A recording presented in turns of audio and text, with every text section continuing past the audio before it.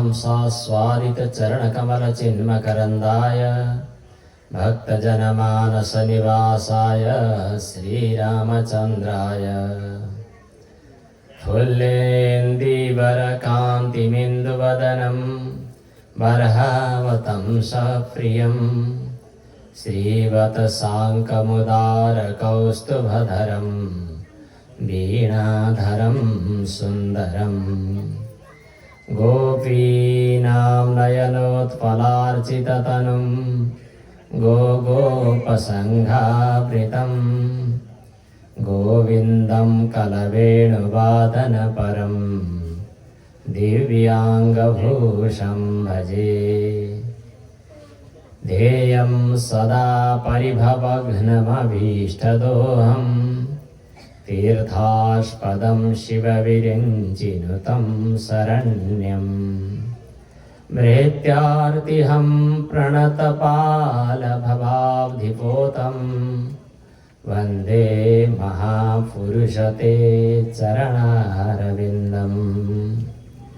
योऽन्तः प्रविश्य मम वाचमिमां प्रसुप्तां सञ्जीवयत्यखिलशक्तिधरः स्वधाम्ना अन्यांश्च हस्तचरणश्रवणत्वगादीन् प्राणान्नमो भगवते पुरुषाय तुभ्यं सच्चिदानन्दरूपाय विश्वोत्पत्त्यादिहेतवे तापत्रयविनाशाय श्रीकृष्णाय वयं नमः।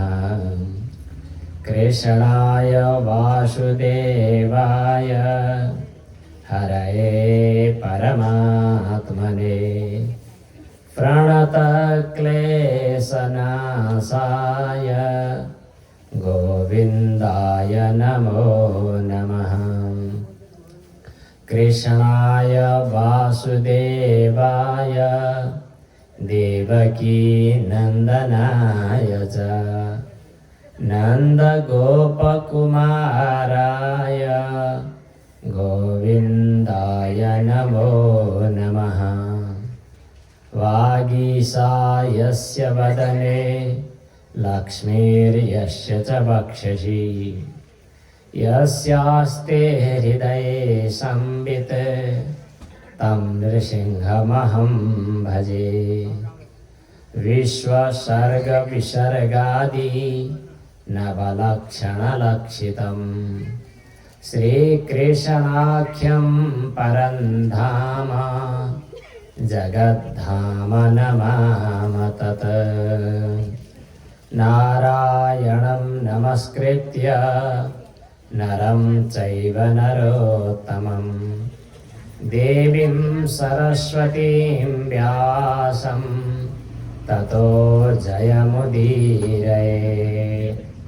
अज्ञानतिमिरान्धस्य ज्ञानाञ्जनशलाकया चक्षुरुन्मीलितं येन तस्मै श्रीगुरवे नमः। आनंदकंद श्री कृष्णचंद्र भगवान को, श्रीमद्भागवत भगवान को, सद्गुरुदेव भगवान को, सत्य सनातन धर्म को। जय जय श्री राधे। श्री शुक उवाच एवमेतत् पुरा पृष्टो मैत्रेयो भगवान् किल क्षत्रावनं प्रविष्टेन त्यक्त्वा स्वगृहमृद्धिमत्। परम श्रद्धेय परम वंदनीय दुवैतिर विराजमान भएर कृपा वृष्टि गरिरहनु भएका महाराज श्रीका श्रीचरणमा वन्दना सहित हजुरहरू सबैको हृदयभित्र विराजमान अन्तर्यामी सच्चिदानन्द घन भगवानलाई कोटि कोटि वन्दना गर्दै आज तृतीय स्कन्धदेखि तेस्रो दिनको श्रीमद् भागवतको आधारमा सत्संग, सत्कथा, भगवत कथामृत पान हुँदैछ। द्वितीय स्कन्धको अन्त्यमा राजा परीक्षितले सुकदेवजीसँग धेरै प्रश्नहरू गर्नुभएको थियो। तिनै प्रश्नको उत्तर दिने क्रममा सुकदेवजी महाराजले भन्नुहुन्छ, यस्तै कुरा उहिले विदुरजीले मैत्रेय मुनिसँग सोध्नु भएको थियो र मैत्रेय मुनिले उत्तर दिनुभएको थियो। अब विदुरजी कसरी मैत्रेय मुनिसँग भेट हुन जानुभयो, को हुनुहुन्थ्यो विदुरजी, यस प्रसङ्गमा महाभारतको पूर्व वृत्तान्तसँग जोडिएर अलिकति कथा प्रसङ्ग अगाडि आउँछ। महाभारतमा हजुरहरूले जान्नुभएको छ दुईटा पक्ष, एउटा विदुर, एउटा कौरवको पक्ष, एउटा पाण्डवको पक्ष। दाजुभाइका छोरा हुन्। राज्यको बाँडफाँड सम्बन्धी विवाद, पारस्परिक ईर्ष्या, डाह, झै झगडा नगरे पनि हुने झगडाले महाभारत खडा भएको। महाभारत डरलाग्दो युद्ध। हजुरहरू पनि हामीहरू पनि घर गाउँमा साना साना नचाहिएका कुराहरूको आधारमा झगडा गर्छौँ। गाउँघरमा झगडा हुन्छ, त्यो पनि एउटा सानो महाभारत। आफ्नो मनभित्रै राम्रा र नराम्रा विचारहरूको बिचमा झगडा हुन्छ, त्यो झन् सानो तर भयङ्कर महाभारत।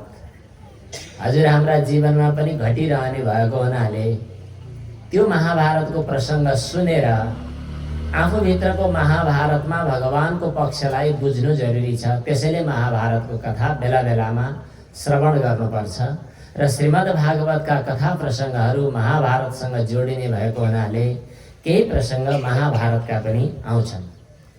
महाभारतमा दुईटा पक्ष, कौरव र पाण्डवको। आखिरमा अधिकार त मूलतः पाण्डवकै थियो राज्य गर्ने, तर परिस्थितिवश पाण्डवहरूको त्यो राज्यको रेखदेख गर्ने जिम्मेवारी धृतराष्ट्रमा थियो। धृतराष्ट्रको जिम्मेवारी भएकोले धृतराष्ट्रका सन्तान ती दुर्योधनहरूले चाहिँ आफ्नो अधिकार छ भन्ने सोचे। पाण्डवलाई वन पठाउन पाए हामी धनी हुने थियौँ भन्ने ठाने। उनीहरूको षड्यन्त्र, उनीहरूको कुत्सित मनोवृत्ति, त्यो मनोवृत्तिको पक्ष धृतराष्ट्रले पनि लिए। अनि पाण्डु त पहिल्यै देहावसान भइसकेको। पाण्डुका 5 भाइ सन्तान पाण्डवहरू युधिष्ठिर, भीम, अर्जुन, नकुल, सहदेव, यिनीहरू कपटी जुवा रचेर वनवासमा पठाइयो, गुप्तवासमा पठाइयो। उनीहरू वनवास र गुप्तवासको प्रक्रिया पूरा गरेर फर्किएर आए। अब आफ्नो राज्य लिन खोजे। विवाद हुने देखेपछि आधा आधा राज्य बाँड्ने कुरा भयो। त्यही आधा राज्य पनि लिन खोजे, त्यो पनि नदिने कुरा दुर्योधनले गर्यो। दुर्योधनले त्यो राज्य नदिने भनिसकेपछि धृतराष्ट्रलाई मनमा खटपटी परिरहेको थियो। दुर्योधनलाई सम्झाउन र पाण्डवको पक्षबाट शान्तिको सन्देश लिएर भगवान श्रीकृष्ण दुर्योधनको राजसभामा पुग्नु भएको थियो। प्रसङ्ग यहाँबाट सुरु हुन्छ।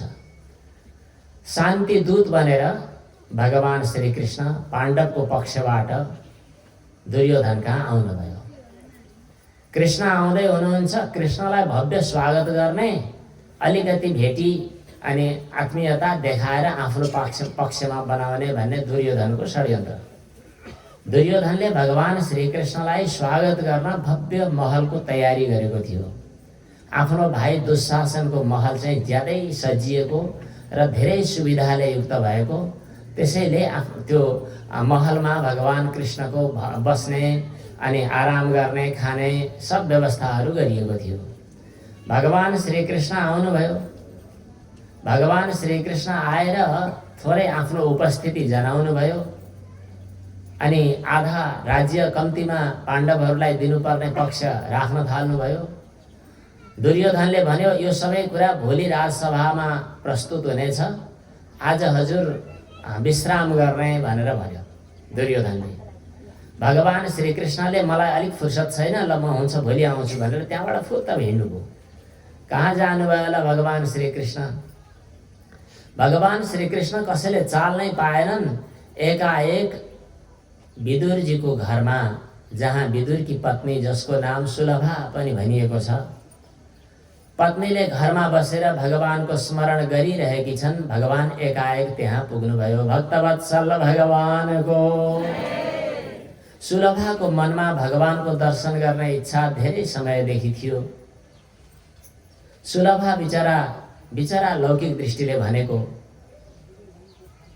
राज्यको प्रमुख सल्लाहकार भएर पनि, प्रमुख मन्त्री पदको जिम्मेवार भएर पनि विदुरजीलाई राज्यसँग लेनदेन गर्नु थिएन, राज्यका सुख सुविधाहरू लिनु थिएन।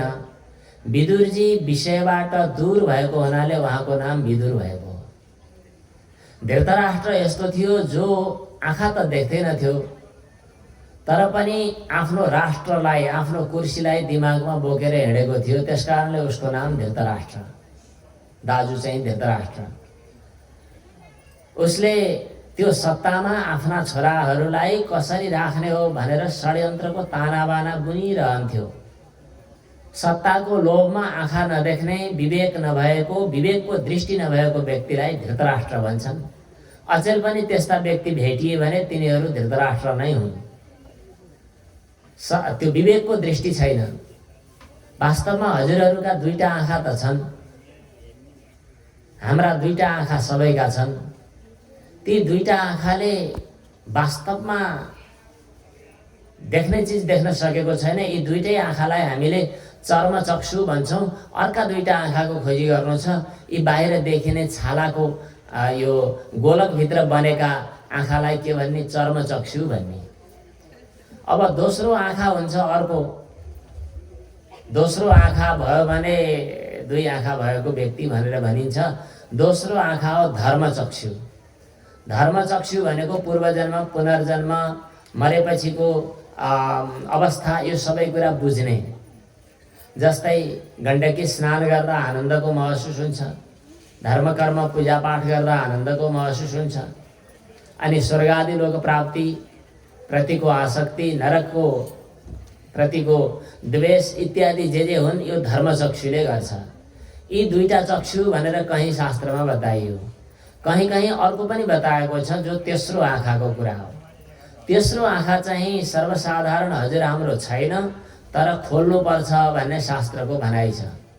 सामान्यतया हामीले भगवान शिवजीको तेस्रो आँखा छ भन्ने हामीले सुनेका छौँ।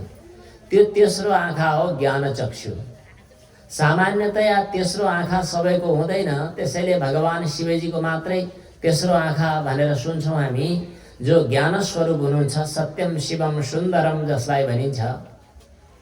पञ्चवक्त्रम त्रिनेत्रम ध्याये नित्यम महेशम रजतगिरिनिभं चारुचन्द्रावतं संरत्ना कल्पोज्ज्वलांगं परशुमृगवराभीतिहस्तं प्रसन्नं पद्मासीनं समन्तातस्तुतमवरगणैर्व्याघ्रकृत्तिं वसानं विश्वाद्यं विश्ववन्द्यं निखिलभयहरं पञ्चवक्त्रम त्रिनेत्रम।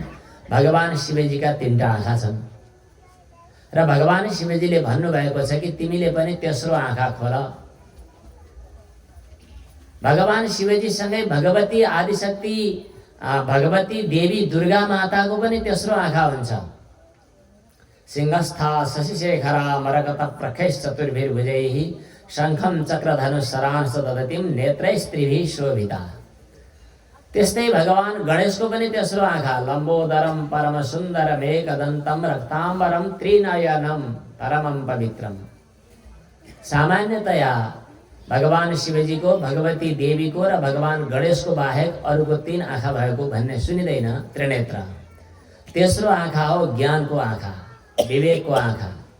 कतिपय अवस्थामा शास्त्रमा सत्सङ्ग र विवेक वास्तवमा तिम्रा दुईटा आँखा यी हुन् भनेर बताएको छ। सत्सङ्गश्च विवेकश्च निर्मलम नयनद्वयम्। धृतराष्ट्रको चाहिँ बाहिरी चर्मचक्षु त थिएन नै, भित्री विचारको चक्षु पनि थिएन।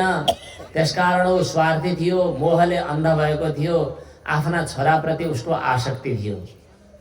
त्यसैले उसले राम्रा कुरा जानेर पनि लापरवाही गर्थ्यो र छोराले बताएको कुरा सुन्थ्यो। त्यही प्रभाव थियो धृतराष्ट्रमा पनि। र बाबाबाट अलिकति आश्वासन पाएको हुनाले दुर्योधन पनि त्यस्तै उन्मत्त भएको थियो। दुर्योधनले तयार गरेको स्वागत भगवानलाई किन मन पर्थ्यो र भगवानले दुर्योधनले तयार गरेको स्वागत सामग्रीलाई वास्तै गर्नु भएन, जानुभयो एकाएक विदुरजीको घरमा। विदुरजी चाहिँ नित्य निरन्तर भगवानको सेवा आराधनामा तन्मय हुनुहुन्थ्यो। राजकाज चलाउन राज्यमा बेला बखत जानु परे पनि राज्यले दिएका सुख सुविधा उपभोग गर्न चाहनुहुन्नथ्यो। उहाँ नदीको किनारमा, यमुनाजीको किनारमा, जहाँ एउटा सानो कुटी बनाएर बस्नुहुन्थ्यो अनि आफूले केही मिलेको सामग्री भगवानलाई भोग लगाउन लिएर आउनुहुन्थ्यो। आफ्नो गरिबीमा नै, आफ्नो दरिद्रतामा नै, आफ्नो अकिञ्चन स्वभावमा नै, निष्किञ्चनतामा नै रमाउनुहुन्थ्यो, विषयबाट दूर हुनुहुन्थ्यो। त्यसैले उहाँको नाम विदुर थियो। विदुरकी पत्नी सुलभाले बिन्ती गर्नुहुन्थ्यो, पतिदेव हजुरको त बेला बखत भगवानसँग भेट हुन्छ, भगवानलाई पनि हाम्रो कुटीमा ल्याउन पाए, भगवानको पनि दर्शन गर्न पाए, मैले त त्यो अवसर नै पाउँदिनँ। सुलभाले सधैँ गुनासो गर्थिन्। विदुरजीले भन्नुहुन्थ्यो, हेर पत्नी, हाम्रो घरमा, हाम्रो कुटीमा भगवानलाई राख्ने, भगवानलाई विराजमान गराउने ठाउँ नै छैन। साँगुरो कुटीमा बसेका छौँ हामी। भगवानलाई बिछाउने सोफा, भगवानलाई बिछाउने आसन, भगवानलाई विराजमान गराउने सिंहासन हामी कहाँ सम्भव छैन। भगवानलाई भोग लगाउने 84 व्यञ्जन भगवानले स्वीकार गरिबक्सन्छ, हामी कहाँ त्यो सामग्री छैन। त्यसैले हामीले हाम्रो कुटीमा भगवानलाई ल्याउन सक्दैनौँ भनेर विदुरजीले भन्नुभएको थियो। तर पत्नीले, सुलभाले नित्य निरन्तर भगवानको नाम स्मरण गर्दै, भगवानको मन्त्र जप गर्दै, भगवानको सेवा पूजामा तल्लीन हुँदै ठाकुरजीको सेवा गरिरहनुहुन्थ्यो विदुरकी पत्नीले। भगवान श्रीकृष्णले विदुरकी पत्नीको त्यो भाव बुझ्नु भएको थियो। जब राजसभामा भगवानको सवारी भइरहेको थियो रथमा चढेर, जब देश विदेशका राजर्षिहरूले भगवानको यात्राको सम्बन्धमा भव्य तयारी गरिरहेका थिए, भगवान रथमा चढेर यात्रा गर्दै हुनुहुन्थ्यो, ब्राह्मण देवहरूले स्वस्ति वाचन गरेर जय जय मनाइरहेका थिए। रथारूढो गच्छन् पथि मिलित भूदेव पटलैः स्तुति प्रादुर्भावम प्रतिपदमुपाकर्ण्य सदयः। उनीहरूको स्तुति वचन सुनेर भगवानले हरेकलाई आँखाले कृपा गर्दै हुनुहुन्थ्यो। कसले कुन भावले हेरिरहेको छ भगवानलाई, त्यसलाई त्यही भावले भगवानले नजरले कृपा गर्दै हुनुहुन्थ्यो, कृपा कटाक्षपात गर्दै हुनुहुन्थ्यो। कतै मुस्कुराउँदै, कतै टेढो नजरले हेर्दै, कतै पुर्लुक्क हेर्दै, कतै शिर हल्लाउँदै, कतै हातले कृपा गर्दै भगवान श्रीकृष्ण यात्रा गर्दै हुनुहुन्थ्यो। दया सिन्धुर बन्धु सकल जगताम सिन्धु सदयो जगन्नाथ स्वामी नयन पथगामी भवतु मे। भगवान श्रीकृष्णको त्यो यात्रामा पनि दर्शन गर्न जान नपाएकी विदुरकी पत्नी भगवानको कुटियामै दर्शन गर्न पाए हुन्थ्यो भनेर कति हृदयमा उत्सुकता थियो। भगवानले तिमी कति सामग्री तयार गर्दैछौ त्यो हेर्नुहुन्न, तिम्रो भावना कति समर्पित छ, तिम्रो हृदय भगवानप्रति कति समर्पित भएको छ, तिम्रो हृदयमा भगवानको प्राप्तिका लागि कति छटपटी छ, कति तडपाई छ, त्यो भगवानले हेर्नुहुन्छ। विदुरकी पत्नीको भावनालाई भगवानले बुझिरहनु भएको थियो। त्यसैले सबैभन्दा बढी विदुरको घरमा जाने इच्छा आयो। भगवान श्रीकृष्ण कुद्दै कुद्दै विदुरकी पत्नीको घरमा पुग्नुभयो, जहाँ विदुरकी पत्नी ज्यादै हतारिएर उत्सुक भएर के गरौँ कसो गरौँ भएर भगवानलाई विराजमान गराउने आसन पनि तयार गर्न सक्दै हुनुहुन्थेन। नजिकमा रहेको कुसको मुठोलाई भगवान श्रीकृष्णले स्वयं उठाएर त्यहाँ आसन बिछाउनु भयो। त्यसपछि भगवान श्रीकृष्ण विराजमान हुँदै आज्ञा गर्नुहुन्छ कि काकी मलाई भोक लागिरहेको छ, खानेकुरा केही छैन। भगवान श्रीकृष्ण जसलाई अनेकौं व्यञ्जनहरू समर्पण गर्दा पनि भगवानले त्यो स्वीकार गर्नुहुन्न, तर आज विदुरकी पत्नीको त्यो श्रद्धालाई भगवानले स्वीकार गर्दै हुनुहुन्छ र विदुरकी पत्नीले खुसी खुसीका साथमा जे थियो घरमा त्यही अर्पण गर्दै हुनुहुन्छ। अर्पण गर्दा केरा भगवानलाई भोग लगाउने तरखर गर्दै हुनुहुन्छ। भगवानले खपाखप खाइरहनु भएको छ। यत्तिकैमा विदुरजी आउनुहुन्छ। विदुरजीले देख्नुहुन्छ, अरे आश्चर्य, के गरे कि लाटी तैँले भगवानलाई बोक्रा खुवाइरहेकी छस्। विदुरजी प्रेमले विह्वल हुँदा, विदुरकी पत्नी प्रेमले विह्वल हुँदा भित्रको केराको भित्रको भाग खुवाउने हो भन्ने कुरा पनि बिर्सेर बोक्राकै नैवेद्य लगाइरहनु भएको थियो। भगवानले त्यो पनि श्रद्धाका साथ खाइरहनु भएको थियो। भगवानको भक्तहरूप्रतिको वात्सल्य, भक्तिको प्रियता, भगवानको भक्ति प्रियो माधव, यो एउटा विचित्रको प्रसङ्ग छ। भक्तवत्सल भगवानको। भगवान श्री कृष्णले यसरी विदुरको घरमा आतिथ्य स्वीकार गरेर दोस्रो दिन तोकिएको समयमा दुर्योधनको राजसभामा पुग्नुभयो। दुर्योधनको राजसभामा पुगेपछि प्रस्ताव पेश गर्नुभन्दा अगाडि, संवाद सुरु गर्नुभन्दा अगाडि दुर्योधनले टेढो टेढो आँखाले रिसाउँदै रिसाउँदै भगवान श्रीकृष्णसँग भन्छ, धाकसँग भन्छ, भीष्मद्रोणौ अतिक्रम्य मां चैव मधुसूदन कथं वा पुण्डरीकाक्ष भुक्तं वृषल भोजनम। मैले त्यत्रो स्वागतको तयारी गरेँ, एउटा राजदूतको रूपमा आएका व्यक्तिले तयारी गरेको स्वागत सामग्रीलाई स्वीकार नगरेर अन्यत्र जाने, म कहाँ बस्न मन लागेन भने ठिकै छ, हाम्रो पितामह भीष्म हुनुहुन्थ्यो, भीष्म पितामह कहाँ गएको भए पनि सुहाउँथ्यो, त्यहाँ पनि नजानी। द्रोणाचार्य कहाँ गएको भए पनि हुन्थ्यो, इज्जतको पनि ख्याल गर्नु पर्थ्यो। भीष्म पितामहलाई अपमानित गर्दै, द्रोणलाई अपमानित गर्दै, मलाई समेत व्यवस्था गर्दै, भीष्म द्रोणौ अतिक्रम्य मां चैव मधुसूदन कथं वा पुण्डरीकाक्ष भुक्तं वृषल भोजनम, एकदम अपमान गर्दै भन्नुपर्दा आफ्नो काका भए पनि विदुरलाई वृषल शब्दको प्रयोग गर्थ्यो र कहिलेकाहीँ रिस उठ्यो भने दासी पुत्र पनि भन्थ्यो। नेपाली भाषामा दासी पुत्रको अनुवाद गर्यो भने भन्न गाह्रो पर्छ। जसको बाउको टुङ्गो छैन अनि त्यस्तै त्यस्तै ढङ्गले चाहिँ नि व्यभिचारबाट जन्मिएको भन्ने अर्थमा प्रयोग गर्नु पर्यो भने दासी पुत्र भनिन्छ। दास्यासुतानां बलिनैव पुष्टः। त उसले चाहिँ एकदम घृणाका साथमा भन्यो कि भीष्मद्रोणौ अतिक्रम्य मां चैव मधुसूदन कथं वा पुण्डरीकाक्ष भुक्तं वृषल भोजनम। भगवान श्रीकृष्णले भन्नुभयो, द्विषत अन्नम न भोक्तव्यम, शत्रुको अन्न खानु हुँदैन। मैले हजुरहरूलाई एउटा विनम्र अनुरोध गर्छु, यतिखेर हाम्रो प्रचलन त्यस्तो छ, कथाको समयमा आएर प्रणाम गर्ने, थपक्क कथा सुन्ने। यसबीचमा भगवानलाई भोग लगाउने पनि आवश्यक छैन, यसबीचमा आरती पुष्पाञ्जली आवश्यक छैन, यसबीचमा केही चढाउनु आवश्यक छैन।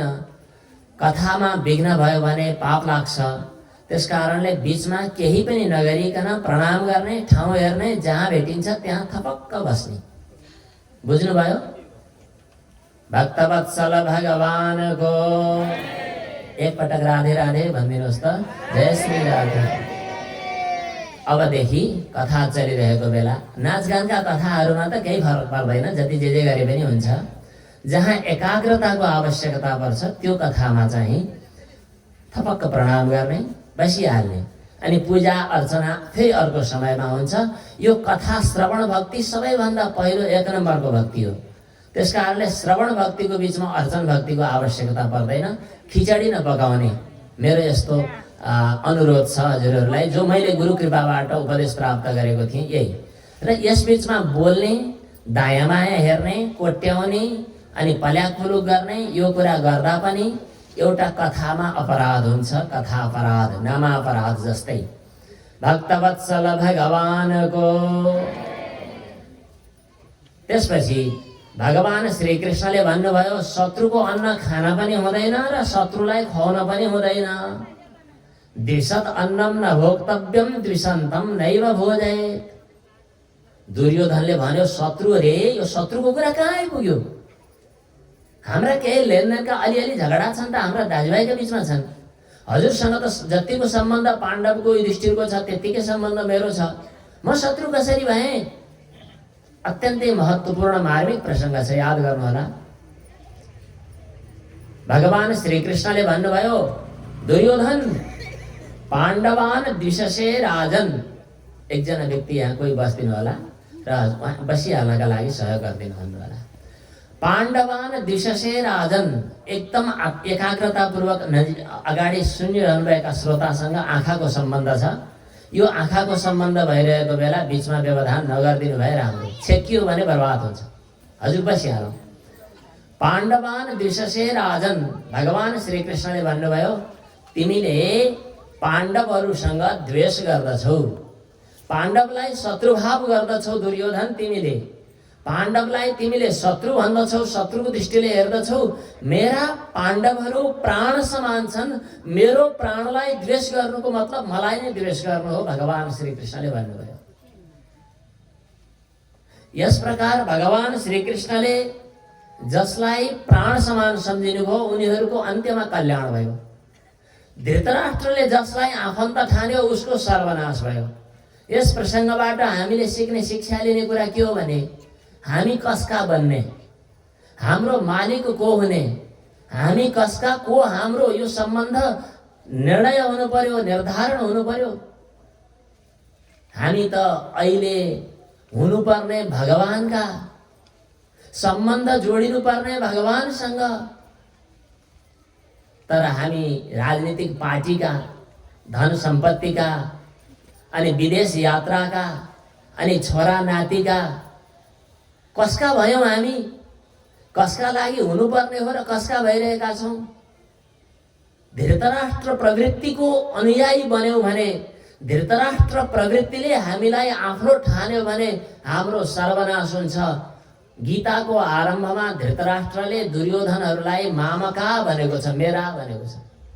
पाण्डवलाई मेरो भनेको छैन धृतराष्ट्रले। यद्यपि पाण्डव पनि धृतराष्ट्रकै संरक्षित हुन्, तर पाण्डवलाई धृतराष्ट्रले मामकाह भन्दैन। धृतराष्ट्रले पाण्डवलाई पाण्डवाश्चैव भनेर छुट्याउँछ, तर दुर्योधनलाई र आफ्ना सन्तानहरूलाई मामकाह भन्छ धृतराष्ट्रले। धृतराष्ट्र जस्तो अन्ध प्रवृत्ति भएको चिन्तनसँग, तत्त्वसँग हामी यदि आफ्नो सम्बन्ध कायम गर्यौँ भने हाम्रो पनि धृतराष्ट्रका सन्ततिको जस्तै सर्वनाश हुन्छ। जसलाई भगवानले आफ्ना ठान्नुभयो, यत्र योगेश्वरः कृष्णः यत्र पार्थो धनुर्धरः, त्यहाँ श्री हुन्छ, ऐश्वर्य हुन्छ, विजय हुन्छ, सबै कल्याणै कल्याण हुन्छ। तत्र श्रीर विजयो भूतिर्ध्रुवा नीतिर्मतिर्मम। गीताको उपदेशको अन्तिम सारांश भगवान श्री कृष्णले भनिदिनु भयो, अरू केही जानिएन भने पनि कम्तीमा म कसको र को मेरो यति कुरा तय गर्नु पर्यो। आजको कथाबाट निष्कर्ष एउटा सारांश हामीले यति निकाल्नु पर्यो, हामी भगवानका हुन सकौँ र भगवानलाई हाम्रो बनाउन सकौँ। यति नै भयो भने हाम्रो जीवन सफल र सार्थक भयो। जुन कृपा गर्न भगवानले हामीलाई कृपा गरेर मनुष्य जन्म दिनुभयो, यो मनुष्य जन्म पूर्ण भयो। हामी कसका र हाम्रो को, यति नै। कोसँग हाम्रो सम्बन्ध। यही प्रसङ्ग उठाउँदै श्री सुखदेवजी महाराज भन्नुहुन्छ, यद्वा अयं मन्त्रकृद्वो भगवान् अखिलेश्वरः पौरवेन्द्र गृहं हित्वा प्रविवेशात्मसात् कृतम्। जुन विदुरजीको घरलाई आफ्नो ठानेर भगवान त्यहाँ सुख सुविधाका सामग्री नभए पनि गएर निवास गर्नुभयो, गएर त्यहाँको प्रसाद ग्रहण गर्नुभयो। यस्ता विदुरजी, जुन विदुरजी साँच्चै नै टाढा हुनुहुन्थ्यो विषयबाट, तर विषयको बिचमा हुनुहुन्थ्यो। कसरी टाढा? कर्कलोको पातमा पानी भएर पनि त्यो पानीले कर्कलोको पातसँग सम्बन्ध गाँच्दैन। टाढा छ कि नजिक छ? एक दृष्टिले हेर्ने हो भने नजिकै छ परिस्थितिले, तर सम्बन्ध छैन। त्यस कारणले अलक्क छ। पद्मपत्रमिवाम्भसा, कमलको पातलाई पानीले नभिजाए जस्तै, अथवा पानी कमलको पातबाट अलग भए जस्तै। धृतराष्ट्र के गर्दछ? राज्यमा पकड बनाएर बसेको छ। विषयसँग, कुर्सीसँग, सत्तासँग, गृहस्थी आश्रमसँग, आफ्ना धन सम्पत्तिसँग, गाडीसँग, घरसँग, परिवारसँग हाम्रो सम्बन्ध, हाम्रो बन्धन, हाम्रो त्यो पकड बनेर बस्यो भने, हाम्रो दिमागमा यिनै विषयहरूको चिन्तन खेलिरह्यो भने हामी पनि धृतराष्ट्र जस्तै अन्धा बन्छौँ अनि हाम्रो सर्वनाश निश्चित छ। हाम्रा हृदयमा, हाम्रो विचारमा, हाम्रो चिन्तनमा खाली भएको बेला के कस्ता कुराहरू खेल्छन् भन्ने कुरा आफैले विचार गर्नु र आफूभित्रको अपरेसन, आफूभित्रको सिटी स्क्यान आफै गर्नु। हामी को, हाम्रो दिमागमा के घुमिरहेको छ, हामीले के गर्नुपर्ने हो, आज के गरिरहेका छौँ। प्रसङ्ग अगाडि बढ्छ। धृतराष्ट्रले ती दुर्योधन आफ्ना सन्तानहरूलाई परिपोषण गर्दै, उनको पक्ष लिँदै जब अलिकति स्वार्थ अवलम्बन गरेको थियो तब धृतराष्ट्रलाई राति निद्रा लागेन। रातिमा निद्रा नलागेपछि के गरौँ कसो गरौँ छटपटी भएर एक दिन विदुरलाई भाइलाई बोलाए। विदुरजी एकाएक धृतराष्ट्रको कुटीमा जानुभयो, धृतराष्ट्रको महलमा। भन्नुभयो, दाजु किन हजुरले बोलाउनु भयो यस्तो रात्रिको समयमा? धृतराष्ट्रले भन्छन् कि मलाई चाहिँ निद्रा लागेन। विदुरले भन्नुहुन्छ, निद्रा किन लागोस् जसको हृदयमा स्वार्थ छ, जसको हृदयमा त्यो विवेकको दृष्टि पनि खुलेको छैन। हजुरले आफ्ना सन्ततिहरूलाई बराबर गर्नुपर्नेमा ती पाण्डवहरूलाई पराया ठान्ने अनि यो दुष्ट दुर्योधनको पक्षमा हजुर लाग्ने गर्नुभयो। त्यसैले हजुरले शान्ति प्राप्त गर्नु भएन। यस प्रसङ्गमा विदुरजीले धृतराष्ट्रलाई नीतिको शिक्षा दिनुभयो, जुन नीतिलाई विदुर नीति भनेर भनिन्छ। नीति शिक्षा दिइसकेपछि विदुरजी त जानुभयो, तर दुर्योधनले थाहा पायो र दुर्योधनले यति नमज्जासँग कठोर शब्द प्रयोग गर्यो, यो दासी पुत्र जसको कलो खाएर घुमिरहेको छ उसैको विरुद्ध षड्यन्त्र गर्न आउँछ, यसलाई यहाँ कसले बोलायो र आयो यो भनेर काका बाबुको सम्बन्धमा ज्यादै कठोर वचन बोल्यो दुर्योधनले। यति कुरा सुनिसकेपछि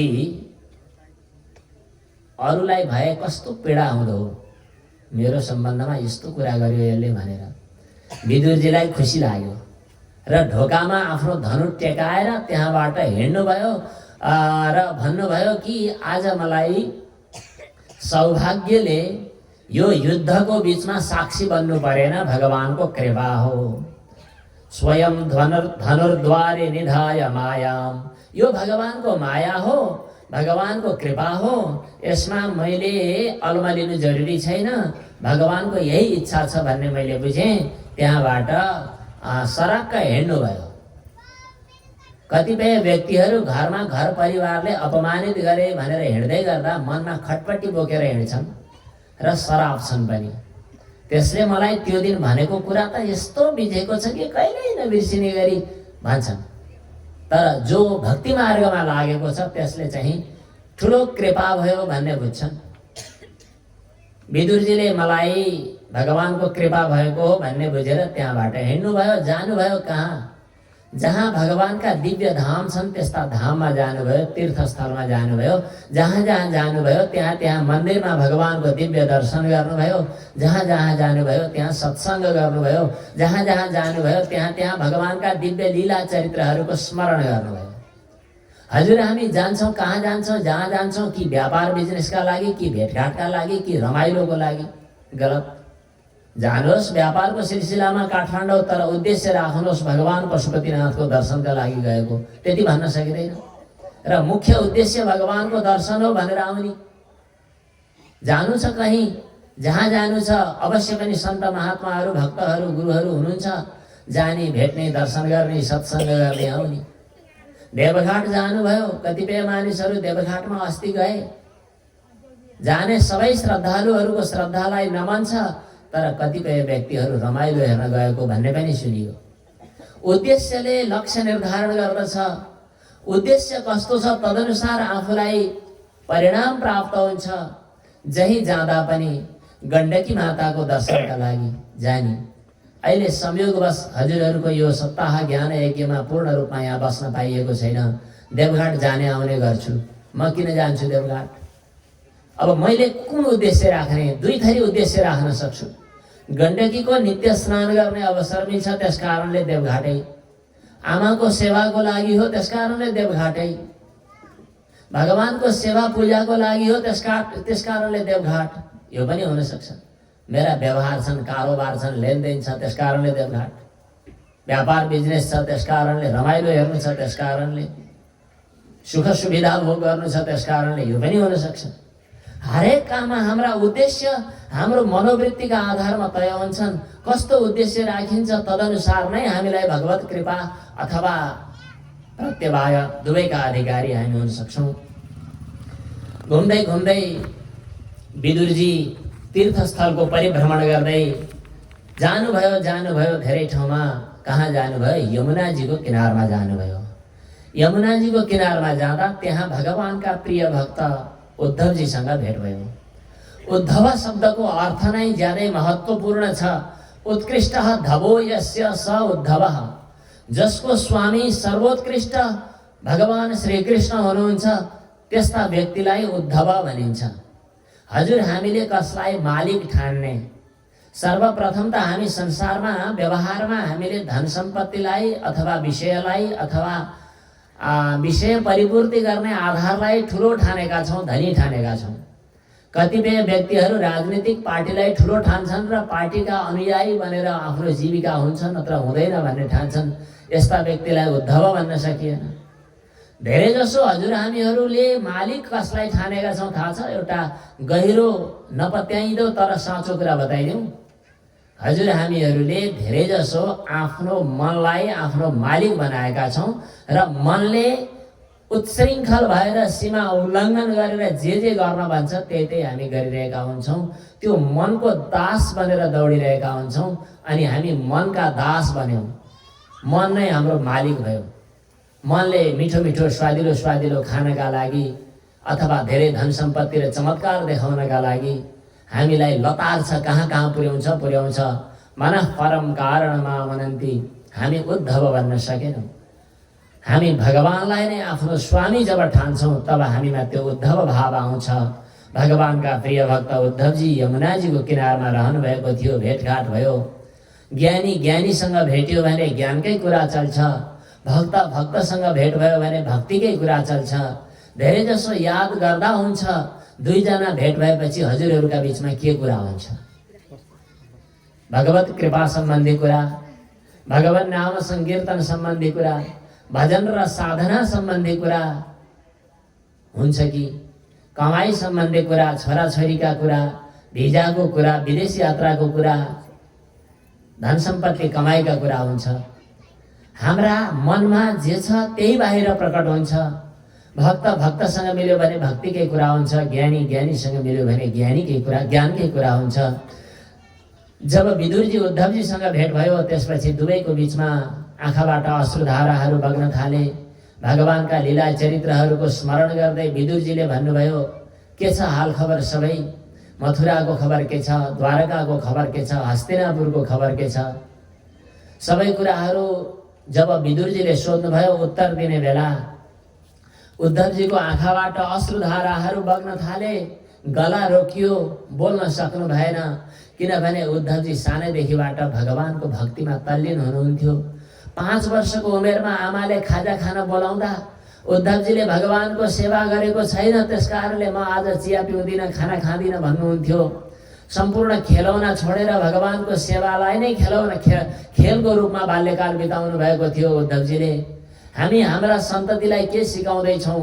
आफूले सेवा पूजा गर्ने हो भने पनि बच्चालाई तिनीहरूलाई साध्य छैन भन्दै बिस्तारामा नै खानेकुरा पाउरोटी र चिया लगेर बुझाउँछौँ हामी। कोही एकजनाले यहाँ निर्देशन दिनु होला, यो सजिलो हुन्छ। मैले आँखाको सम्बन्ध कायम गरिरहेको छु अगाडि भक्तजनहरूसँग।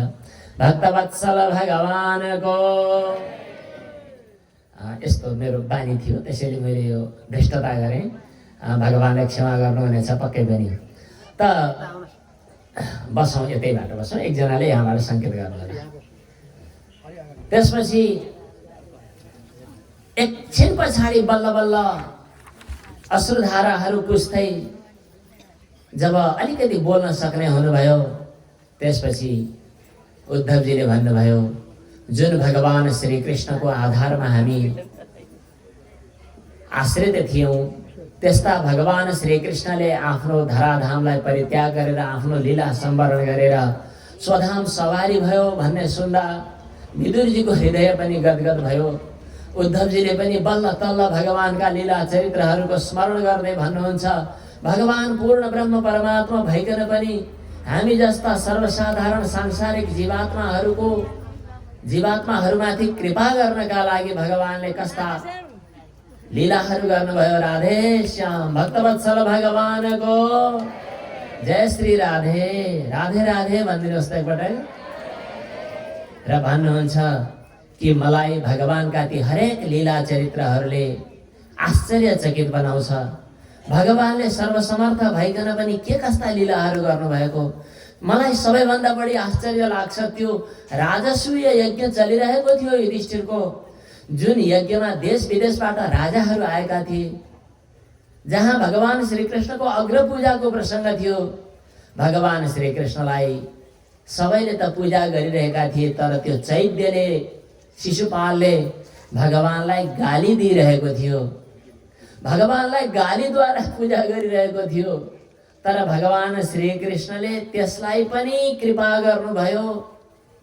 योगीहरूले जुन सिद्धि प्राप्त गर्ने इच्छा गर्दछन् त्यस्तो सिद्धि त्यो दुष्टले पनि प्राप्त गर्यो। मेरो भगवान कति दयालु हुनुहुन्छ।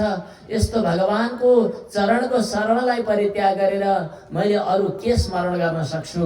भगवान श्रीकृष्णको त्यो विरहलाई मैले कसरी सहन गर्न सक्छु? यो ज्यादै मार्मिक, ज्यादै महत्त्वपूर्ण र हृदयस्पर्शी प्रसङ्ग छ यो। दृष्टा भवद्भिर ननुराजसूये चैद्यस्य कृष्णं द्विशतोऽपि सिद्धि यां योगिनः संस्पृहयन्ति सम्यक् योगेन कस्तद् विरहं सहेत।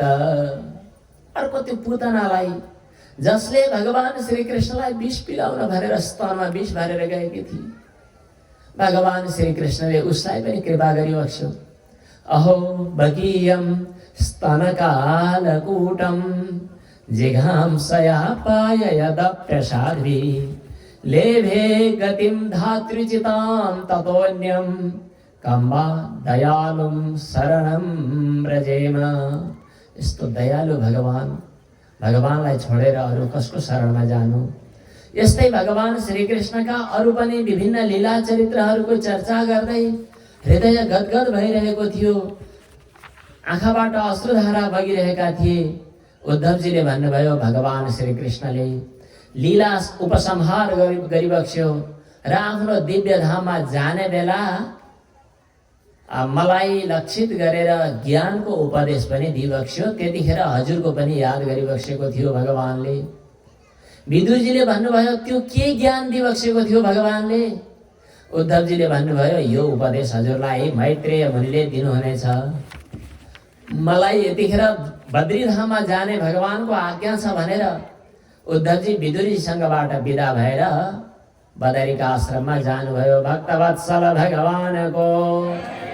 त्यसपछि भगवान श्रीकृष्ण भगवानको आज्ञा अनुसार विदुरजी त्यहाँबाट घुम्दै घुम्दै गङ्गाजीको किनारमा पुग्नुभयो।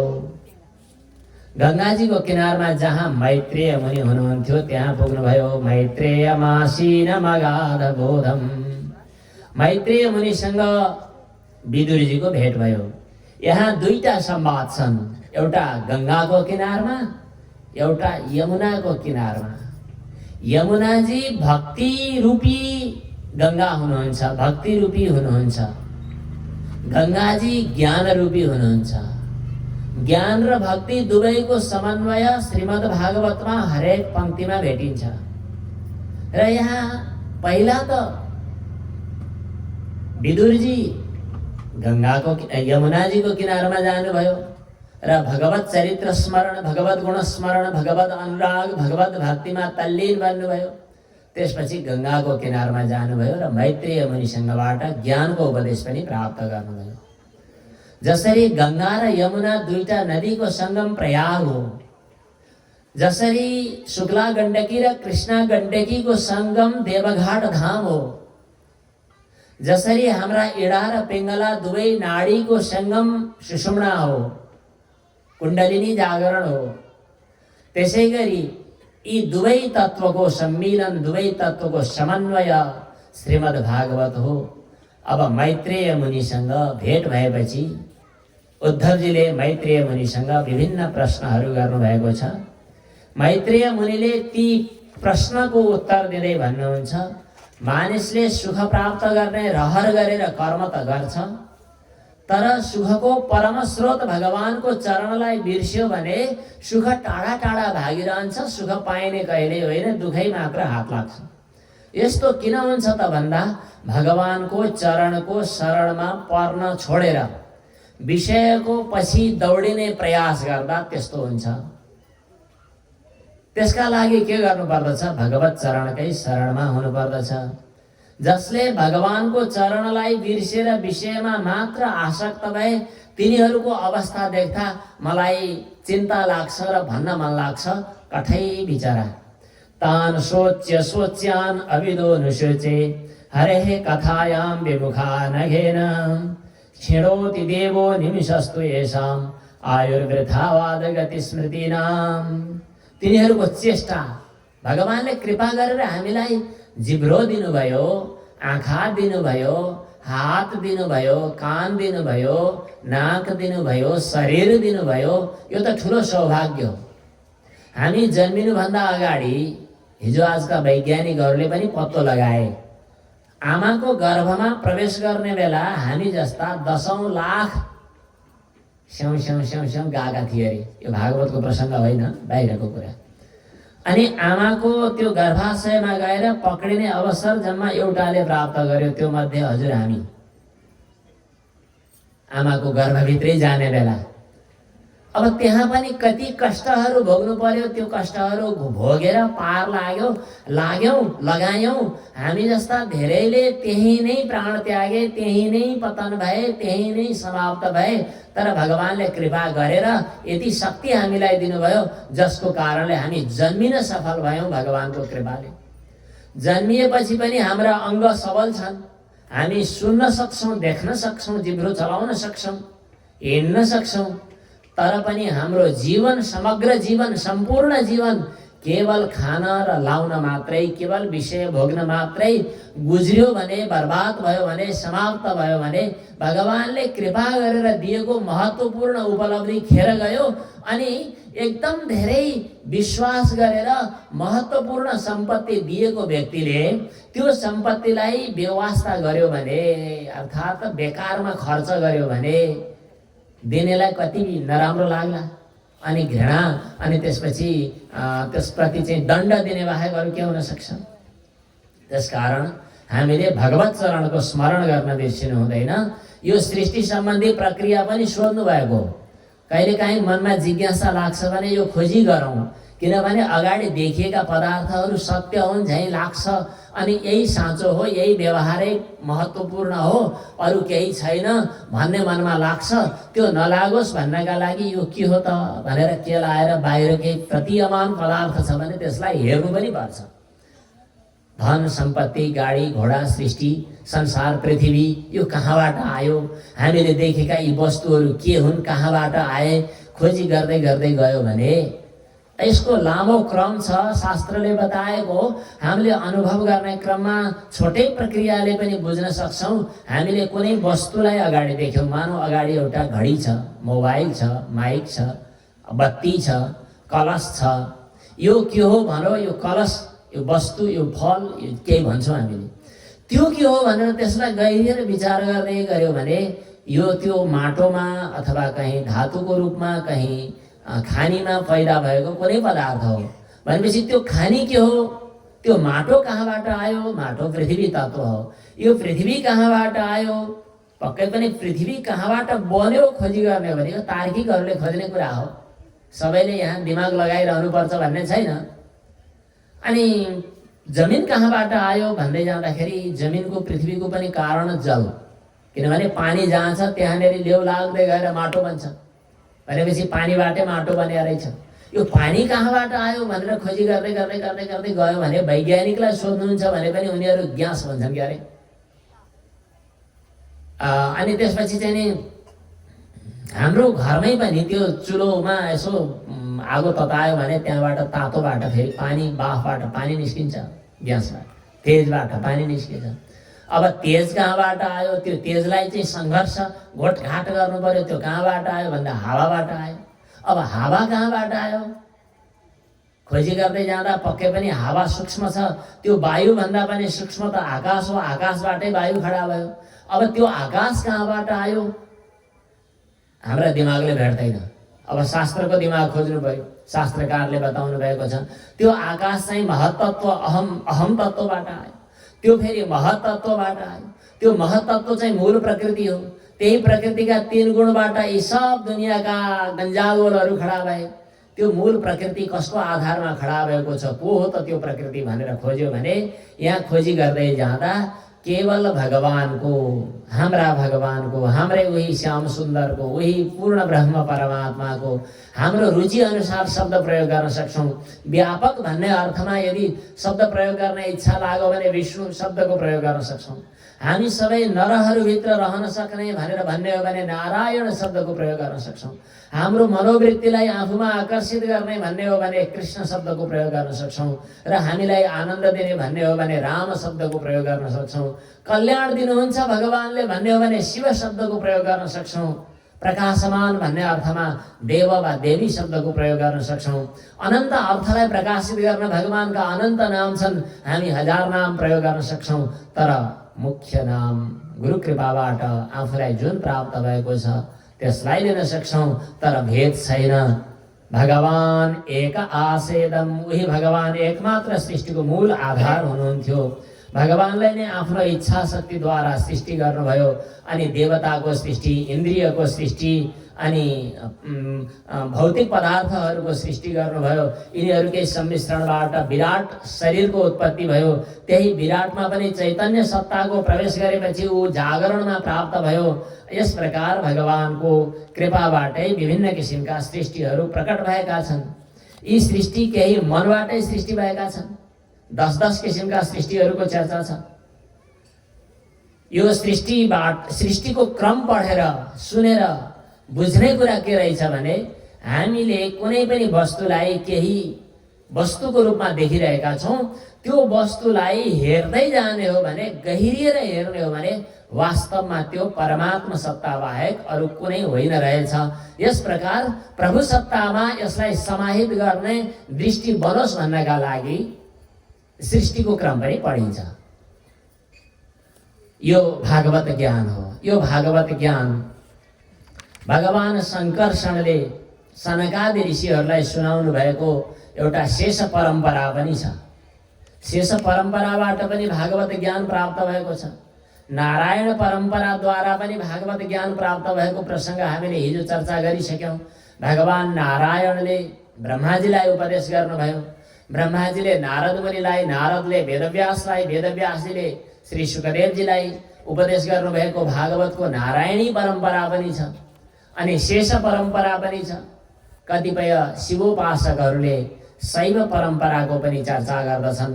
भगवान शिवजीले पार्वतीलाई उपदेश गर्नुभएको यो अमृत कथा हो भनेर पनि प्रसङ्ग गरिएको छ। जे होस्, भगवानले जब सृष्टि विस्तार गर्ने इच्छा गर्नुभयो त्यसपछि भगवानको रजोगुणलाई आधार मानेर सृष्टिकर्ताको रूपमा ब्रह्माजी प्रकट हुनुभएको छ। ब्रह्माजीले भगवानको दिव्य स्तुति गर्नुभएको छ र सृष्टि विस्तार गर्ने इच्छा गर्नुभएको छ।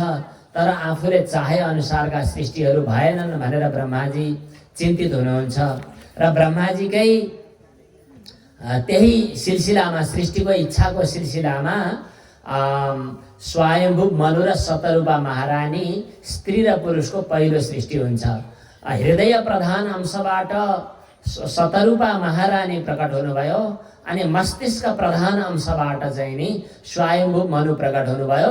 अथवा वामांश र दक्षिणांशबाट पनि भन्न सकिन्छ, दुवै सँगसँगै प्रकट हुनुभयो। हाम्रो वैदिक सनातन संस्कृतिमा, हाम्रो परम्परामा नारी र पुरुषको उत्पत्तिको इतिहास सँगसँगै छ। यस प्रकार स्वयम्भू मनु र शतरूपा महारानीको सृष्टि भयो अनि यो सृष्टि विस्तार गर्ने आज्ञा भयो। तर सृष्टि विस्तार गर्ने ठाउँ उपयुक्त थिएन, जमिन उपयुक्त थिएन। त्यसकारणले के गर्ने होला भनेर चिन्ता मान्दै हुनुहुन्थ्यो। त्यस्तै अवस्थामा ब्रह्माजीको नाकबाट, ब्रह्माजीको नासा बेगरबाट अचानक एउटा दिव्य ज्योति प्रकट भयो। जुन दिव्य ज्योति हेर्दै गर्दा त बँदेलको रूपमा, बँदेलको आकृतिको रूपमा देखियो अनि हेर्दै हेर्दै जाँदा त दिव्य भगवानको अवतारको रूपमा प्रकट भएको थाहा भयो।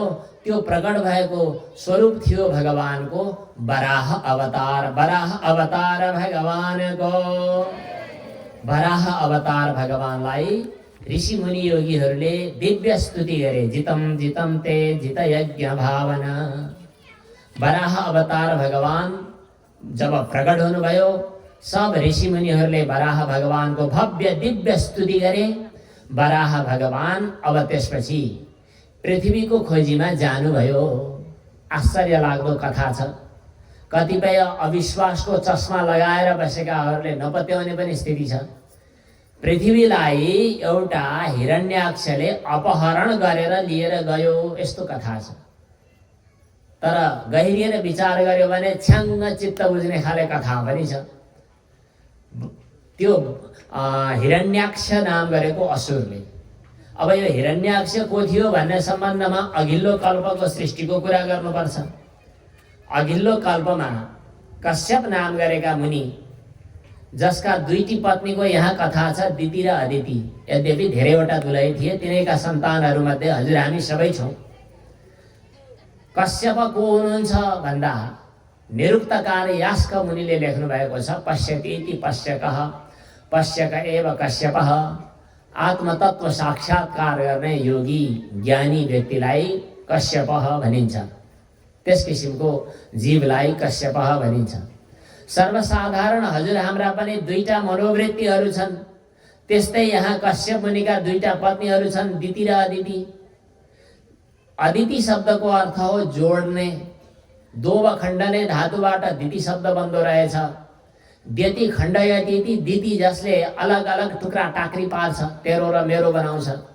जसरी अचेल राजनीतिले मानिसलाई विभाजन गरेको छ, तेरो पार्टी र मेरो पार्टी भनेर, म फलानो पार्टीको र म फलानो पार्टीको भनेर विभाजन भएको छ। यो हो दितिको सन्तान। कहिले त अमुक म अमुक, त यो म यो, त अमुक सम्प्रदाय म अमुक सम्प्रदाय, तेरो यो मेरो यो। कतिपय अवस्थामा हाम्रा विभाजनका रेखाहरू जहाँ हुन्छन् त्यसलाई दिति भनेर भनिन्छ।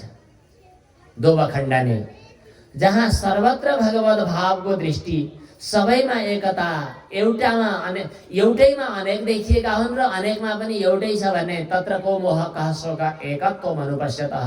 त्यही भगवत सत्ताको अनुभव गर्ने प्रवृत्ति जो हो त्यो अदिति हो। अदितिबाट देवताहरू जन्मिएका, दितिबाट दानवहरू जन्मिएका। देवताहरूले जहिलेसुकै विजय प्राप्त गरे, दितिलाई चाहिँ अझ खतरनाक डरलाग्दा सन्तान जन्माउने इच्छा भयो। दिदीले त्यही ठान्छ, स्वार्थी प्रवृत्ति हुन्छ। स्वार्थले चाहिँ अरूलाई जित्न पाए, मार्न पाए, म मात्रै माथि हुन पाए भन्ने ठान्छ। सुन्नुभएको होला एउटा कविको कविता, म खाऊँ मै लाऊँ सुख सैरवा मोज म गरौँ, म बाँचौँ मै नाचौँ अरू सब मरुन् दुर्बलहरू। अब त्यो दिति प्रवृत्ति जो हो त्यसले मर्यादालाई वास्ता गर्दैन। मर्यादा भनेको के हो? साँझ के गर्ने, बिहान के गर्ने, दिउँसो के गर्ने, भगवानको सेवा पूजा गर्ने बेला सेवा पूजा कसरी गर्ने, यो सब ख्याल गर्ने काम हुनुपर्छ। तर बेवास्ता गर्ने, विषय भोगमा मस्त रहने, लम्पट रहने प्रवृत्ति दितिको हो। दितिले कश्यप मुनिसँग गएर साँझको बेलामा आग्रह गरिन् विषय भोग गर्न। निषेध गर्दा पनि नमानिसकेपछि गर्व रह्यो। भनिदिनु भयो कश्यप मुनिले, तैँले साँझको बेला गलत काम गर्न प्रेरित गरेको हुनाले तेरा सन्तानहरू डरलाग्दा राक्षस हुनेछन् भनेर। उनलाई डर लाग्यो। उनले फेरि बिन्ती अनुरोध गरिन्, पछि कल्याणै हुनेछ भनिदिनु भयो, त्यो छुट्टै कुरा हो। त्यसपछि गर्भमा जो रहे ती असुरहरू भए। असुर शब्दको अर्थ हो, असु भनेको प्राणमय, शरीरमा रमाउने, विषय भोगमा रमाउने प्रवृत्तिलाई नै असुर भनिन्छ। यी हिरण्याक्ष र हिरण्यकशिपु भए। यी हिरण्याक्ष र हिरण्यकशिपु को थिए भन्ने सम्बन्धमा त्यहाँ पूर्व प्रसङ्ग एउटा अर्को छ। भगवान दिव्य वैकुण्ठ धाममा नित्य निरन्तर विराजमान हुनुहुन्छ। भगवान नारायण वैकुण्ठाधिपति भगवान वैकुण्ठमा नित्य निरन्तर विराजमान हुनुहुन्छ। वैकुण्ठमा विराजमान भइरहनु हुने भगवानलाई त्यहाँ रहने योगीहरूले नित्य निरन्तर दर्शन प्राप्त गर्दछन्। सनकादिहरूले नित्य भगवानको अनुभव गर्दछन्। तर पनि भगवानकै लीला हो। एक दिन सनकादि योगीश्वरहरूलाई भगवानको दिव्य दर्शन गर्ने इच्छा भएछ र भगवानकै दर्शनका लागि भगवान जहाँ विराजमान हुन्छ त्यस्तो वैकुण्ठ धाममा प्रवेश गर्न चाहनु भएछ। ढोकामा द्वारपाल बस्दा रहेछन्, उनको नाम रहेछ जय र विजय। जय र विजय भनेको आफ्नो उत्कर्षको अभिलाषा जय र विजयले ढोकामा रोके। सनकादिहरूले आफूलाई ढोकामा व्यवधान गरेको रोकेको देखेर कुण्ठा पैदा गरेको देखेर रिसाउँदै साप दिन थाल्नुभयो। कामानुजेन सहसा तौ बप्लुताक्ष। यहाँ रिसाउनु भयो भन्नका लागि रिसाउनु भयो नभनिकन घुमाउरो तरिकाले यस्तो महत्त्वपूर्ण शब्दको प्रयोग गर्नुभएको छ सुखदेव स्वामीले कि कामानुजेन, कामनाको भाइले आँखा राता राता पार्दै भन्नुभयो। हजुर हाम्रा साथमा दुईटा नराम्रा असुरहरूले बेला बेलामा सताएका हुन्छन्। तिनीहरूको नाम हो कामना र क्रोध। यो कामना र क्रोध जन्मिन्छ कसरी? रजोगुणबाट। कामना भनेको चाहना, इच्छा। यति गरी यो गरौँला, यो भई यो हुनेछ भनिकन सबलाई दुःख दिने मनै छ। त्यो इच्छा जो हो, चाहना जो हो, विषयाशक्ति जो हो, त्यसलाई कामना भनिन्छ। कामनाको साथसाथमा भाइ छ क्रोध। चाहना पूर्ण भएन भने उठ्ने रिस। चाहना र रिस यी दुईटा दाजुभाइ हुन्, रजोगुणबाट जन्मिन्छन्। यिनीहरूले हामीलाई कसरी दुरवस्थामा पुर्याउँछन् भन्ने कुरा भगवत गीताको दोस्रो अध्यायको यो प्रसङ्गबाट थाहा हुन्छ। ध्यायतो विषयान् पुंसः सङ्गस्तेषु पजायते सङ्गात् सञ्जायते कामः कामात् क्रोधो भिजायते। जब हामीलाई कुनै पनि विषय प्राप्तिको अभिलाषा हुन्छ, जस्तै मान्ने एकछिनका लागि मलाई नेपालीहरूको प्राय चलन त्यस्तै, त्यस कारणले भनौँ काठमाडौँमा घर बनाउन मन लाग्यो, अथवा भनौँ अमेरिकामा छोराले भनेको छ घर बनाउन मन लाग्यो, वहाँ जानु छ। सहर बजारमा घर बनाउन मन लाग्यो, थोरै थोरै अनुभव गरेको कुरा हो, त्यस कारणले म भनिदिउँ। गाउँघरमा बस्ने व्यक्तिहरू सबैभन्दा धनी, किनभने कसैको ऋण खानु परेको छैन। 1 रुपियाँ पनि ऋण खानु पर्यो भने नराम्रो लाग्छ, ऋण खानु परेको छैन। सहर बजारमा बस्ने व्यक्तिहरूलाई सोध्नु, जो जति धनी छ त्यति नै ऊ बढी ऋणी छ, थाहा होला नि हजुरहरूलाई। करोडौँ करोड ऋण, अनि ब्याङ्कमा हरेक महिना ब्याज तिर्नुपर्ने अवस्थामा ओठमुख सुकेर भौतारिएर हिँडेको देख्नुभएकै छ। त्यो किन भयो? विषयको अभिलाषा जब मनभित्र पैदा भयो, त्यो विषयको अभिलाषाले के गर्दछ त? अभिलाषा अरू पूर्ण गर्न चाहन्छ र खोज्दा खोज्दै 1 रुपियाँ कमाएकाले 10 रुपियाँ, 10 रुपियाँ कमाएकाले 100 रुपियाँ, 100 कमाएकाले लाख, हजार, के हो। एको वष्टि शतम सती 10 शतम, यो प्रक्रिया चलिरहन्छ। कामनाको सीमा छैन, तर सधैँ कामना पूर्ण हुन्छ भन्ने पनि छैन। चाहना यति भएपछि टुङ्गिन्छ भन्ने छैन। ध्यायतो विषयान् पुंसः सङ्गस्तेषु पजायते। जब आसक्ति बढ्दै गर्छ, आसक्ति बढेपछि सङ्गात् सञ्जायते कामः, कामना बढ्छ। कामना भन्छन् त्यसलाई, चाहना। अनि कामना बढ्दै गएपछि कामना सधैँ पूर्ण हुँदैन। जुन दिन पूर्ण हुँदैन टक्कर हुन्छ, कुण्ठा हुन्छ। त्यसपछि जन्मिहाल्यो अर्को भाइ, जसको नाम हो क्रोध, रिस उठ्छ, खतरनाक रिस उठ्छ। जति जति धनी भयो, जति जति सम्पन्न र समृद्ध भयो, जति जति कामना पूर्ण गर्ने अभिलाषा बढ्दै गयो, त्यति त्यति त्यो रिस फेरि यति नियन्त्रण गर्न नसकिने हुन्छ कि झनक्क रिस उठ्यो। त्यो रिस उठेर भौता के भन्छ दिमाग तातिएर अनि ब्लड प्रेसर हाई भएर ठहरै पर्यो भने पनि सुन्नुभयो। किन हुन्छ त्यो? जब कामना, क्रोध, रिस, तनाव, टेन्सन, अनि यसले चाहिँ के गर्छ? क्रोधात् भवति सम्मोह, अनि मोह पैदा हुन्छ। मोह भनेको के हो? हितेषु अहित बुद्धि, अहितेषु हित बुद्धिर्मोह। के ठिक हो के बेठिक हो थाहा नपाउने, बेठिकलाई ठिक ठान्ने, ठिकलाई बेठिक ठान्ने, यही नै मोह हो। मोहकै कारणले कुनै एउटा पुरुषले बन्चर उठाएर आफ्नो पत्नीलाई हानेर मार्यो अरे, एउटा छोरोले आफ्नो बाउलाई हानेर मार्यो अरे। के मार्नु बेठिको भन्ने थाहा थियो? थाहा हुँदाहुँदै पनि हान्यो। किन हान्यो? विषय चिन्तनले कामनाको लर्को अगाडि बढ्दै जाँदा जब ठक्कर हुन्छ, जब त्यहाँ व्याघात हुन्छ, व्यवधान हुन्छ, विघ्न हुन्छ, त्यसपछि क्रोधात् भवति सम्मोह, सम्मोहात् स्मृति विभ्रमः। सम्मोह पछाडि दिमाग काम गर्न छोड्छ। स्मृति भ्रंशात् बुद्धिनाशो, बुद्धिनाशात् प्रणश्यति। त्यसकारण यहाँ भन्नुभएको छ प्रयोजनवशात् सुखदेव स्वामीले कि कामानुजेन सहसा तौपप्लुताक्ष। यहाँ सनकादिहरूलाई रिस उठ्यो भनेको होइन, हामीलाई यो उपदेश दिनका लागि, अर्ती दिनका लागि यो सङ्केत गरेको कि भन्न थाल्नुभयो तिमीहरू यो दिव्य धाममा बसेर पनि भगवान त समदर्शी हुनुहुन्छ, तर भगवानको यो वैकुण्ठ धाममा कुण्ठा रहित धाममा बसेर पनि तिमीहरू कुण्ठा पैदा गर्दछौ, तिमीहरू यहाँ बस्न योग्य छैनौ, तिमीहरू असुर जन्ममा जाओ भनेर सनकादिले श्राप दिनुभयो।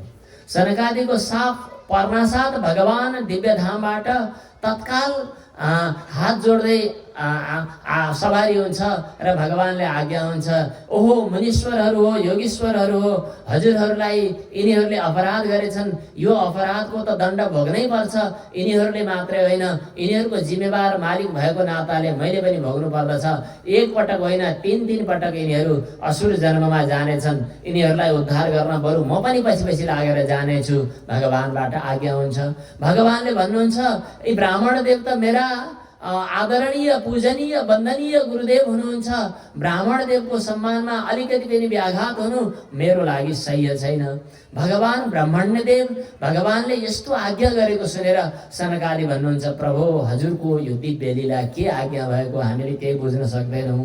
हे प्रभु हजुरको दिव्य लीला जय होस्, भक्तवत्सल भगवानको। यही प्रसङ्ग पछाडि ती जय विजयहरू नै असुर जन्ममा आए 3 पटक। असुर जन्ममा 3 किसिमका आसुरी प्रवृत्तिहरू छन्। के कामना, क्रोध र लोभ भनिएको छ। गीताको प्रसङ्गमा आएको छ, कामः क्रोधस् तथा लोभः तस्मादेतत् त्रयं त्यजेत्। कामना, क्रोध र लोभ। यहाँ असुरका 3टा जन्महरूमा पनि कामना प्रधान जन्म, क्रोध प्रधान जन्म र लोभ प्रधान जन्म। यो हिरण्याक्ष र हिरण्यकशिपु पहिलो जन्म लोभ प्रधान जन्म छ। लोभ प्रधान जन्म भएको हुनाले हिरण्याक्ष एउटा छ, हिरण्यकशिपु एउटा छ। कशिपु शब्दको अर्थ हो बिस्तारा, पलङ, सुख सुविधाको सामग्री। सुनै सुनको पलङ बनाएर पनि सन्तुष्टि नहुनु हिरण्यकशिपु प्रवृत्ति हो। अनि हरेक सम्पत्ति, हरेक कार्यमा, हरेक कृत्यमा, हरेक व्यवहारमा सम्पत्तिको आशा अभिलाषा गर्न खोज्नु त्यो चाहिँ हिरण्याक्ष हो। अक्षय भनेको आँखामा, हिरण्य भनेको सुन, धन सम्पत्ति। जे गर्दा पनि के फाइदा।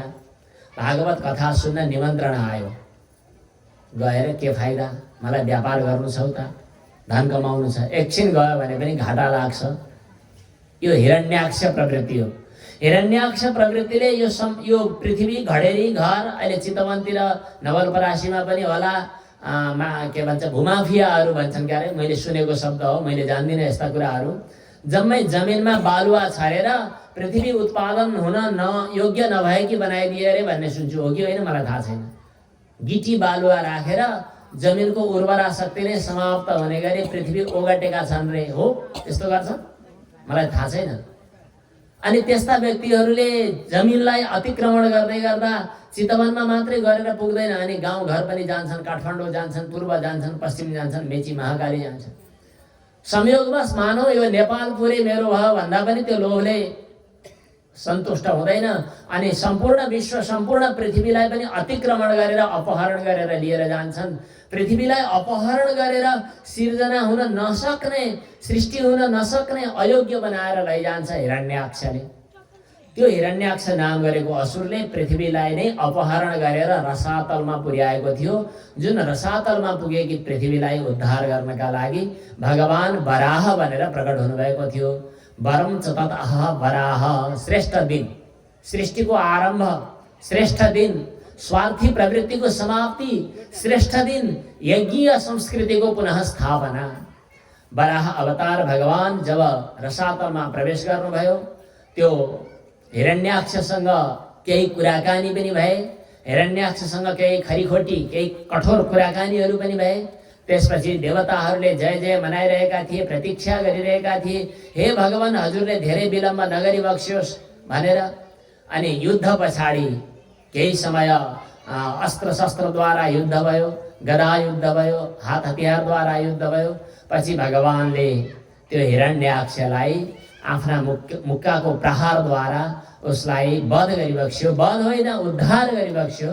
र उसले अपहरण गरेकी पृथ्वीलाई आफ्नो दाराको अग्रभागमा राखेर वराह अवतार भगवानले ल्याइबक्स्यो। वराह अवतार भगवानको, पृथ्वी माताको। देवताहरूले ऋषिमुनिहरूले जय जय मनाए। वराह अवतार भगवान भनेको त साक्षात यज्ञ पुरुष भगवान हुनुहुँदो रहेछ। वराह अवतार भगवानका शरीरमा जो रोमावली छन्, शरीरका रौँका प्वाल प्वालहरू छन्, अनि नाक, त्यो अगाडिपट्टिको दाह्रा, अनि त्यो चुच्चो, अनि त्यसपछि सोड, त्यसपछि चाहिँ अरू के वराह अवतार भगवानका शरीरका अङ्ग प्रत्यङ्गहरू एक एक हेर्दा यज्ञका सामग्रीहरू रहेछन्। त्यहाँ कुश रहेछन्, प्रणिता प्रोक्षणी रहेछन्, सुरो रहेछ, सूची रहेछ, चमस रहेछ, एडा रहेछ। यी सम्पूर्ण देख्दा अरे उहाँ त साक्षात यज्ञ पुरुष हुनुहुँदो रहेछ भनेर देवताहरूले स्तुति गरे।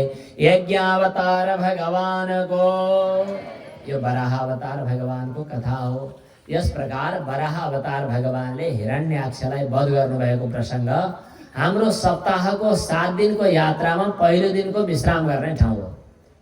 आदि दैत्यवधम यावत प्रथमेह निकीर्तये। पहिलो दिनमा आदि दैत्य वराहको उद्धार गरेको कथासम्म पुर्याउनु। यसको तात्पर्य के रहेछ भने हामी 7 दिनसम्म श्रीमद् भागवत कथा श्रवण गर्दछौँ। 7औं दिनमा हामी मुक्तिर्हित्वान्यथा रूपम स्वरूपेण व्यवस्थिति भन्ने ठाउँमा पुग्नु छ। त्यसका निमित्त पहिलो खुड्किलो, पहिलो दिनको पाठ, पहिलो दिनको यात्रा आदि दैत्य वध रहेछ। आदि दैत्य भनेको पहिलो दैत्य, पहिलो नम्बरको दैत्य भनेको के हो त भन्दा हामीमा रहेको देहाभिमान, हामीमा रहेको शरीरलाई मोह भन्ने अहङ्कार, अनि शरीरसँग सम्बन्धित विषयहरूलाई लिएर गरिने राग र द्वेष, यी राग र द्वेषहरूको पूर्ण निवृत्ति। यो अभ्यास यहाँसम्मको कथा प्रसङ्गबाट हामीले शिक्षा लिनु पर्दो रहेछ। भक्तवत्सल भगवानको। अब यसपछिको प्रसङ्ग अगाडि बढ्छ। समय कम भएको हुनाले